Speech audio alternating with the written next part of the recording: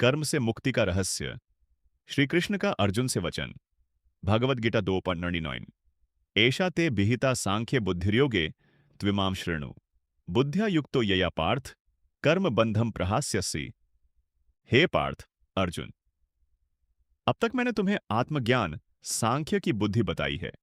अब योग से संबंधित ज्ञान सुनो। ऐसी बुद्धि से युक्त होकर तुम कर्म के बंधन से मुक्त हो जाओगे। अब तक भगवान श्री कृष्ण ने आत्मा की अमृता और शरीर की नश्वरता का ज्ञान दिया था। यह सांख्य बुद्धि कहलाती है, ज्ञान का योग। अब वे अर्जुन को कर्म योग अर्थात बुद्धि योग सिखाने जा रहे हैं।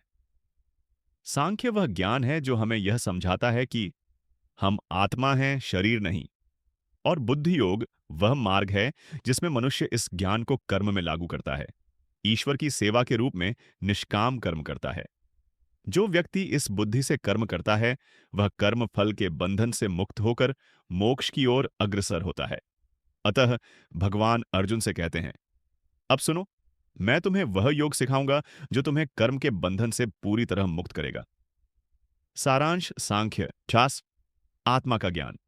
योग मौसाय, उस ज्ञान को जीवन में उतारना। जब ज्ञान और कर्म एक हो जाते हैं, तब होता है बुद्धि योग। ऐसा व्यक्ति कर्म करता हुआ भी मुक्त रहता है।